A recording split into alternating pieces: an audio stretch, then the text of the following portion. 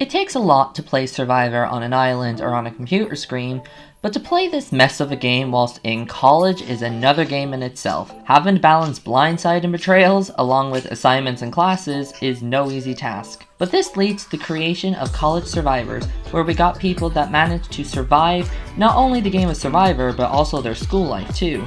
I have watched a total of 18 plus College Survivor seasons and have ranked the 18 winners based on my thoughts of their game. These include the winners of Survivor Michigan, Maryland, Boston, Syracuse, and Scotty Survivor. Like I said, this is my ranking, so opinion warning here, also spoiler warning for who wins the seasons. So with that being said, let's get started with 18th place. Just let me pursue, I'm the magic. Let me give a little take on more. Number 18. Winner of Survivor Terrapin Trials. To me, it's obvious that out of all the College Survivor winners, Terry, the winner of Survivor Maryland Terrapin Trials, is hands down the worst winner out of the group, due to the fact that he did absolutely nothing while playing Terrapin Trials. He only won because all the better players like Holly and Victoria were voted out already, and the jurors were bitter with Feluke. Terry was basically a number in a vote, and that's it. No moves, no strategy, nothing. He made a comparison to his partnership with Zach that they were like Tyson and Jervis in Blood vs. Water 1, to where he's correct in being the Jervis of the pairing. The floater you dragged to the end, but sadly he won. Imagine if this was Blood vs. Water and Jervis did win. Ugh. That's how the season ends, with the worst player winning the season because the jury didn't like the other girl. Number 17. Winner of Survivor Maryland Major Conflict, Santi. Just missing out on the bottom spot of this list is Santi, the winner of Survivor Maryland Major Conflict, the worst season of College Survivor out of the ones that I have seen. And the reason why I find this the worst is because of the final three of Tim, Santi, and Doug. Now, College Survivors are different from IRL Survivors. There's a chance you might know people because you all go to the same college, there's a chance you guys are in the same majors, and that was the case with this final three. It was three friends staying with each other, and its dynamic was pretty much Doug is the leader and the other two did what they were told. But when it came to Final Four, Doug used IRL threats of their friendship and had a jury member pretty much harass Tim and Santi to not vote off Doug. So the final three was a guy who played the game but broke the rules and his two lackeys, where Santi got the reward of winning the season, being the lesser of two lackeys. I always compare this final to the final two of Big Brother 19, the worst season of Big Brother, where no one would have been happy no matter who would win, but the winner only won so that the runner-up lost. So this isn't the season Santi won, it's the season Doug lost. Number 16. Winner of Survivor Boston Beacon Hill. Roz is the winner of Survivor Boston Beacon Hill, and if I were to describe her game and the season in the words of Angeria Paris Van Michaels, little boring. Yeah, her game was fine, but not at all impressive in any way. It was nothing more than just always having an Eord tribe majority and voting off those in the minority of the other tribes every single tribal council. It doesn't help that no one in this cast ever really took risks and made moves. They always played it safe. Now, I can put that to Ross making people feel they were safe, but I could also put that to mostly Brandon as well. The only real move I can think of that Roz made is the Hannah Ann vote off with the idol in her pocket. Again, that was mostly because of OG tribe majority and other people not really making moves. So everything was just easy for her and led to a pretty boring season and a pretty boring game from a winner of the third season of Boston Survivor. Number 15. Winner of Survivor. On to Survivor Michigan and the winner of Mason Confused, Dylan. Now Dylan's game in Mason Confused was, how do I put this nicely? Non-existent. No, really, the amount of times I kept forgetting he was in the season was far too much, especially for the winner of the season. Dylan was barely shown in the season from what I can slightly remember of him, and so it was always seen as he just went along with whoever told him, yeah, the majority's voting for this person tonight, and so I can't say Dylan made any moves this season. The one thing I can think of is when he took the immunity from Brady and was immune for two tribals, so that's something. He also kept his partnership with Devin a secret, which helped him get to the end, so that's another thing I can say about Dylan's game. More I can say about the last 3 winners I just mentioned. And hey, he got no votes the whole season. That's impressive. Number 14. The winner of Survivor Syracuse, Snakes and Secrets, Austin. Austin is the winner of Survivor Syracuse, Snakes and Secrets, the most toxic season of Survivor I have ever seen in all my college Survivor series. But that's mostly because of the other players rather than Austin, so unlike Major Conflict, it's not the winner's fault on why I'm not a fan of this season. Austin's game in Snakes and Secrets is kind of just win immunities and stick with your alliance. Now this season was just 2 alliances going at each other, the Misfits versus the Cool Kids, just to put it in simple terms, and how unwilling the Cool Kids were working with anyone they thought was unworthy of them. Austin had no choice but to work with the Misfit people. While Austin had a good physical game, there wasn't much strategy to his game, again due to how divided the season was, and also his allies only got majority thanks to lucky idol plays, 2 of which were used to save Austin in a lucky way at the first 2 merge votes, but Austin had nothing to do with those. They were more because of Geneva. And at that point it was a Cool Kids pagonging until the final 6, where people blindsided Geneva, not Austin though. It came to the final tribal council, where Austin had an easy win against Addie since the jury didn't like her or didn't respect her game. So there was no competition for Austin. Austin's rank does kind of suffer due to my opinion of the season, but this is as high as I can place him. Number 13. And the winner of Survivor Syracuse Season 1, Ava. We now come to the first winner of Survivor Syracuse, Ava, the winner of Fans vs. First. Ava was on the first tribe, so she wasn't familiar with the game of Survivor at all. So her game was very much gonna be friends with everyone, which worked out for her, because she always had people relying on her vote to get their way, and Ava definitely knew how to take risks, such as flipping on the first at the first swap tribal, voting out Carly, as well as voting Logan instead of Jake in the final 4, causing a tie. Ava pretty much stuck with her allies while being on good terms with those others in the minority. Though I do have to point out that she did get a couple of votes purely because the firsts on the jury were bitter, didn't really know the game, were upset with Snake Niebuhr for playing the game. Ava did play a good game. She's another winner that never got votes, but unlike Dylan, people needed her vote, so that's why they didn't vote her instead of people forgetting that they were there, like Dylan. Ava played a good game, but I think the winners I haven't mentioned yet just played better. Number 12. The winner of Survivor Michigan, Leaders and Best, Mallory. In Survivor Michigan Leaders at Best, the season was won by Mallory, and her game was definitely a learn-as-you-go type game. She, like Ava, had no knowledge of the show or game, but she quickly picked up how to play the game. She understood that sometimes you have to be dishonest with some people. She adapted to the game and was somebody that a lot of players went to for information and relied on her vote to make power moves. Another thing Mallory did is her speech at Final Tribal Council. People went into the final 3 thinking Nick had it in the bag, but Mallory's final speech helped some jurors give her their vote to win.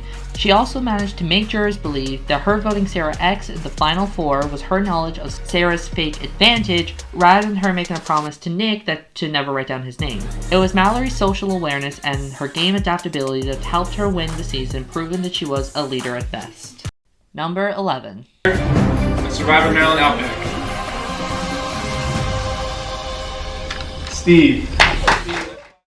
Steve is the winner of Survivor Maryland Outback, the technical second season, but the first fully aired season of the Maryland series. Steve was right out of the gate a threat to the cast, mostly due to his challenge ability, knowledge of the game, number of connections, and being a male.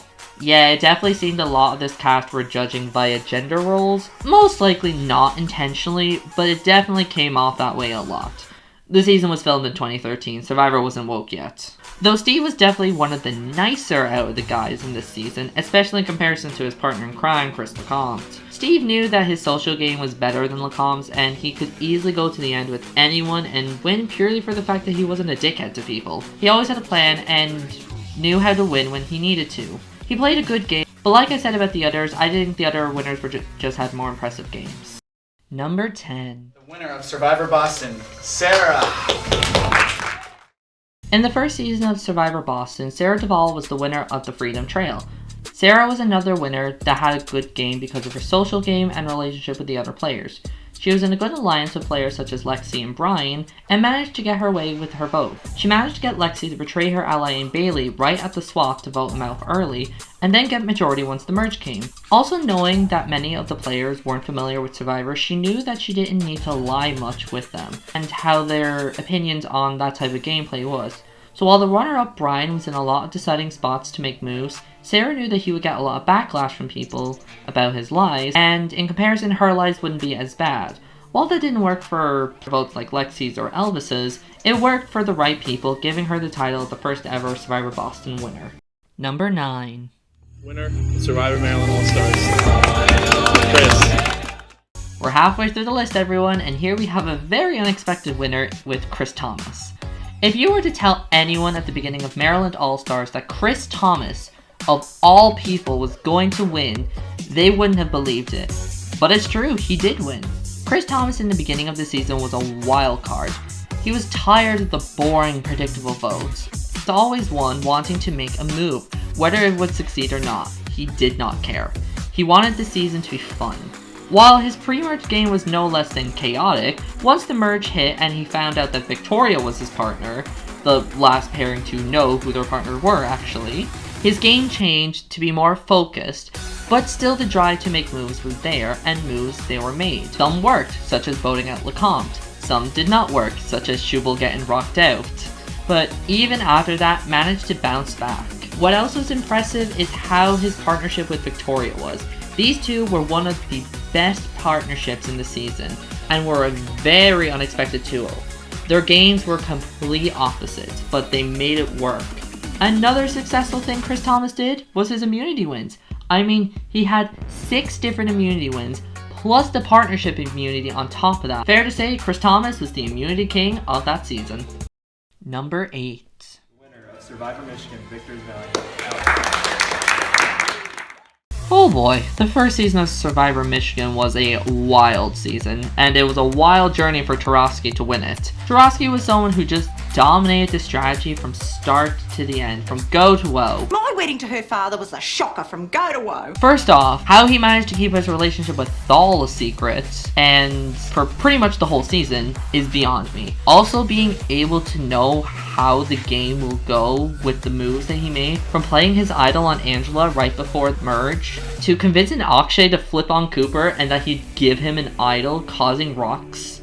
But sadly that didn't go his way since his ally Kara was the one that got rocked out and he was on the bottom. However, despite receiving 18 votes throughout the season, yes, that's right, 18, he still managed to not go home. He managed to keep the target off him enough to not go home, and even managed to make Mitch vote for his closest ally Leia to make the final 4 a tie, and giving him the chance to plead his case to the jury and win, despite being the constant target of the season. Number 7. Winner of Survivor Michigan, Wolverine Wars, Dale. The next winner is everybody's favorite swag dad, Dale, the winner of Survivor Wolverine Wars. Now Dale was someone, again, who had a lot of control in his tribe of Tokidoki. Hate that name. That could have been due to him being the oldest in his tribe, so he was just naturally a leader. But he also had a mind for strategy. He may act dumb sometimes, but there's a strategic mind hidden there.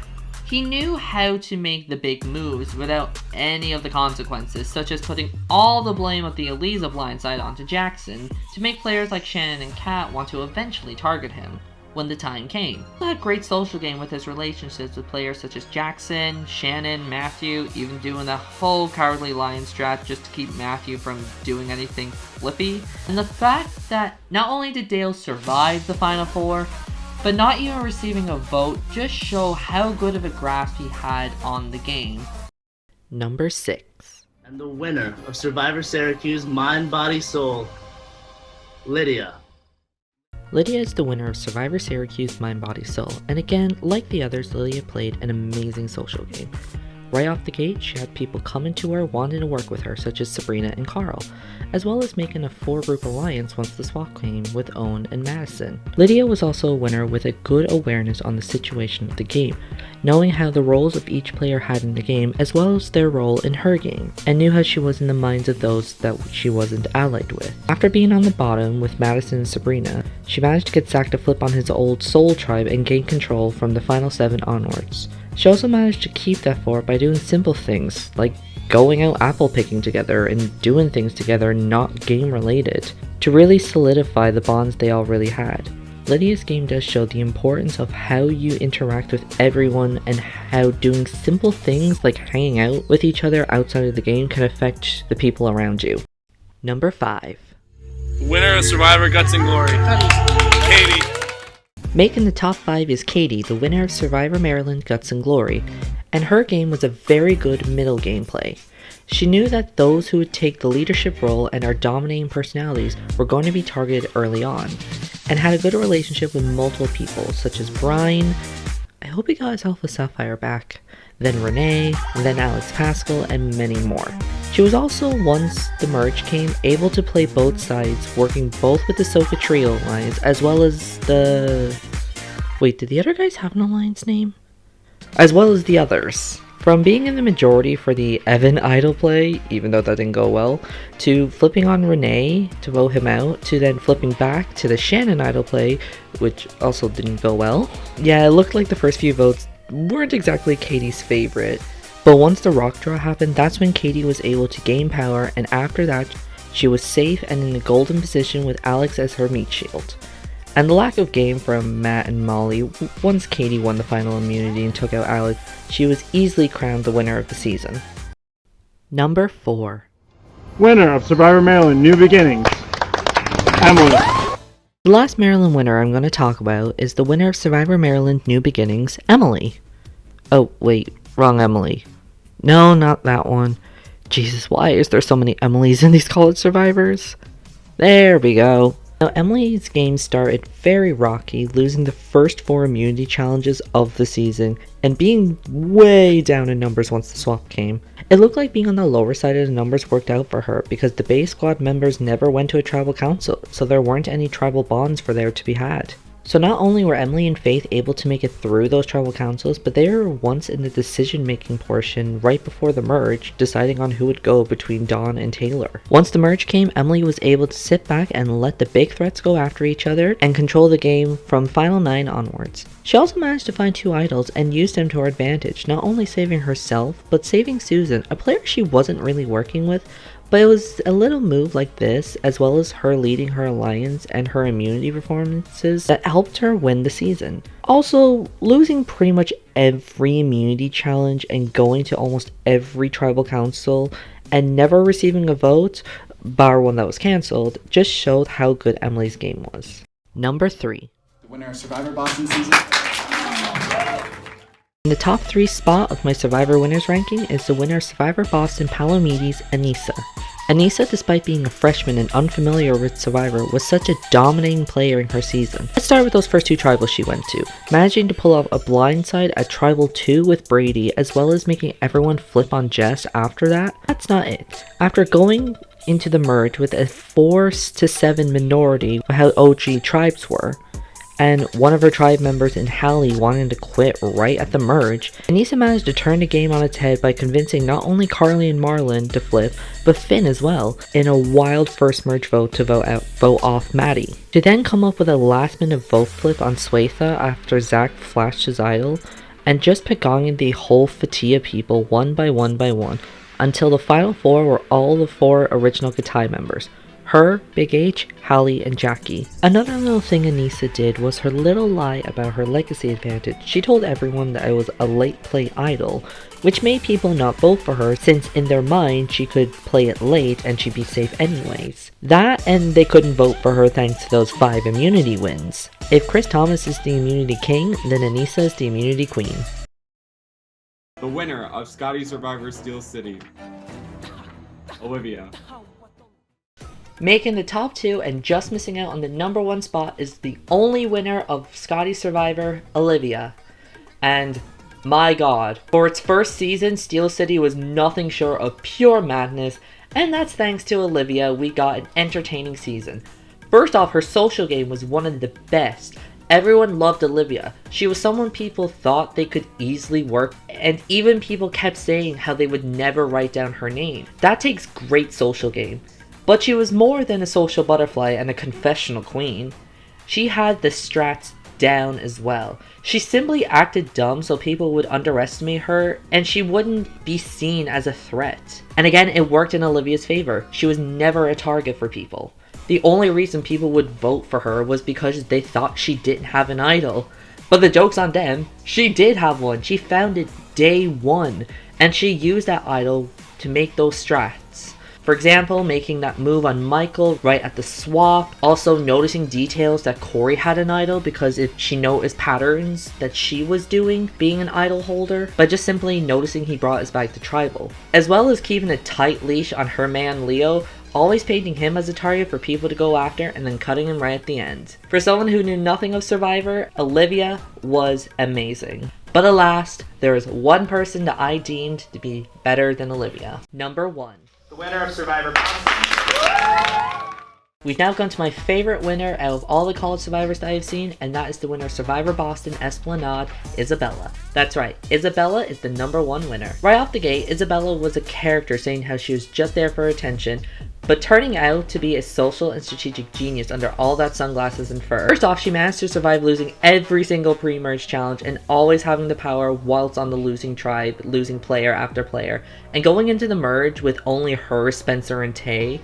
But she managed again to survive by making relationships she needed, with not only her old tribe members such as Jack and Siobhan, but also some new allies like Dan and Bailey, making her side have the majority and the power since the Emily Kidd vote off. She was also surprisingly good at immunity challenges, despite hating winning them and thinking the immunity necklace was cursed.